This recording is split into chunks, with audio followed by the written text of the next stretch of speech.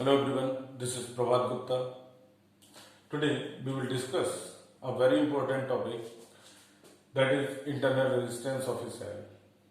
देखिए, internal resistance का जो कॉज होता है that is due to the imperfections in a cell.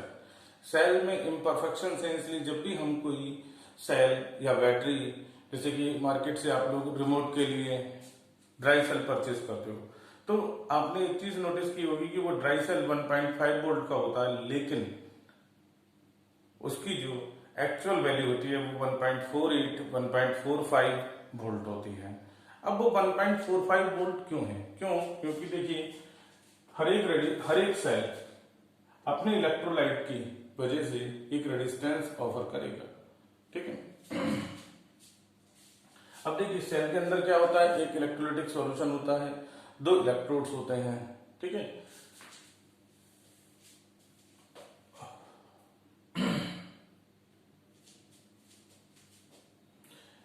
The internal resistance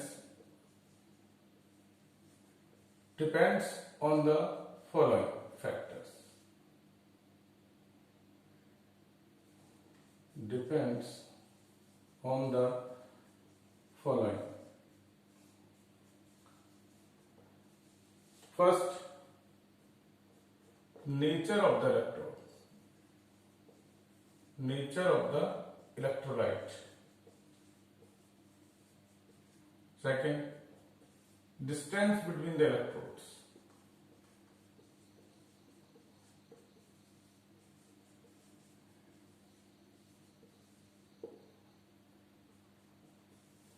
Third, it is inversely proportional. It is inversely proportional to the common area.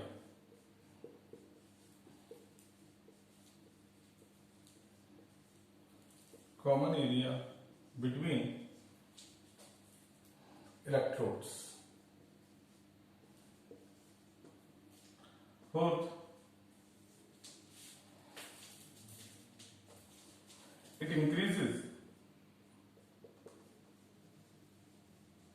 with increase in temperature, with decrease in temperature. Decrease करने पर क्या होगा, उसकी concentration बढ़ जाएगी,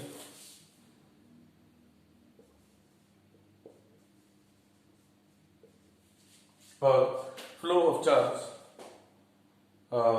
आसानी से नहीं होगा. ठीक है. तो आपको मॉडरेट कंसंट्रेट रखना है अपने इलेक्ट्रोलाइट को.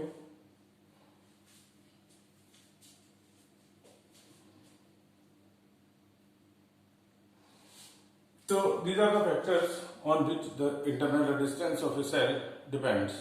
अब ये आता है कि इंटरनल रेजिस्टेंस क्या करता है. तो देखिए, इंटरनल रेजिस्टेंस और दो चीजें मिलेंगी आपको आगे पढ़ने के लिए. एक होगा टर्मिनल पोटेंशियल डिफरेंस और एक होगा आपका ईएमएफ.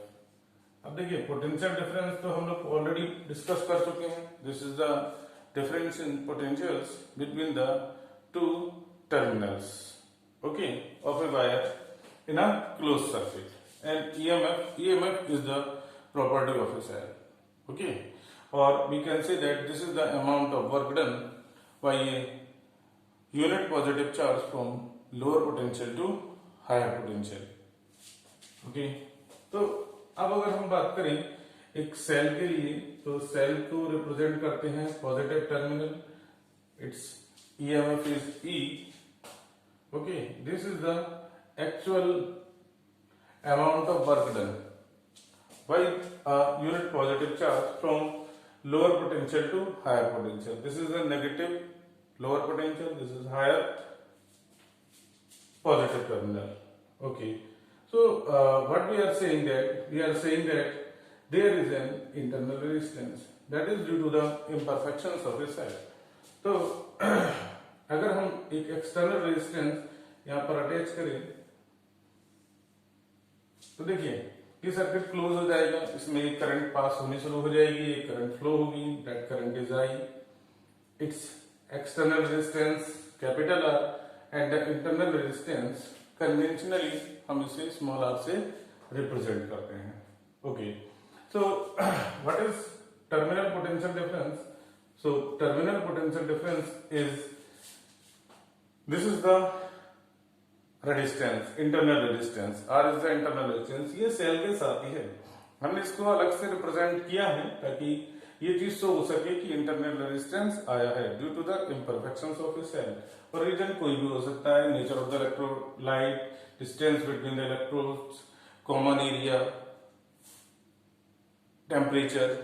ठीक है, तो ये सारी कॉजेज हैं जिसकी वजह से आपका इंटरनल रेजिस्टेंस बना था. अब हमने उसको शो कर दिया, ये सेल के साथ ही है. तो सेल का जो टर्मिनल पोटेंशियल डिफरेंस होगा, that will be the potential difference between the terminals A and B. तो अगर हम मान लीजिए इन दोनों के टर्मिनल पोटेंशियल डिफरेंस को बी से रिप्रेजेंट करें, सो और अब देखिए क्योंकि इंटरनल रेजिस्टेंस आ ही गया है तो इसका मतलब यह है कि ये भी अपने अंदर कुछ पोटेंशियल ड्रॉप ले लेगा. मान लीजिए वो है बी डैश. सो ई, और ये पोटेंशियल ड्रॉप आ कहां से रहा है? ये देखिए बेटा, यहाँ पर एनर्जी सोर्स तो सिर्फ सेल है, तो सेल से ही इस इंटरनल रेजिस्टेंस में पोटेंशियल ड्रॉप बनेगा, सेल की वजह से ही इस एक्सटर्नल रेजिस्टेंस में पोटेंशियल ड्रॉप बनता है.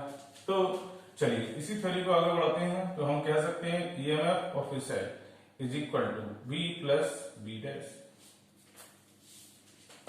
Here B dash is the terminal potential difference. Sorry, B dash is the potential drop across the internal resistance R. Okay, the current I is flowing because all the elements are connected in series. So this is terminal potential difference B. What will be the voltage across the internal resistance? That is I R. This is E. So यहाँ पर हम terminal potential difference निकाल सकते हैं and that will be equal to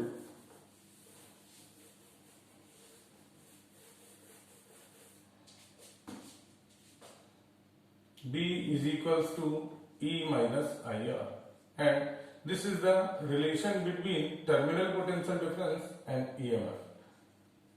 Relation between terminal potential difference and EMF.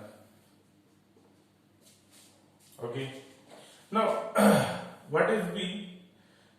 V is equals to potential drop between the terminals of external resistance, that is I into R, is equals to E minus IR. Okay. I R plus R, इस minus R को इधर ले आइए, this is E. So current flowing in the circuit is E over R plus R.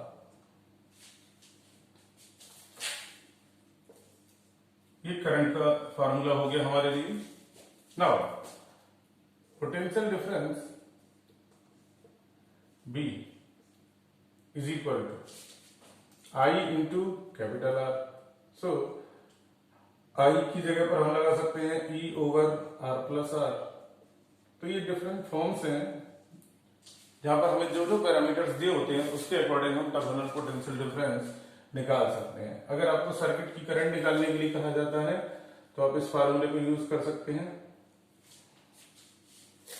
Okay, अच्छा भाई, चलिए यहाँ पर कहीं भी हमारे पास कोई फार्मूला ऐसा नहीं है जहां पर हमने इंटरनल रेजिस्टेंस निकाला हो, तो हम क्या कर सकते हैं, इंटरनल रेजिस्टेंस के लिए एक फार्मूला दे सकते हैं.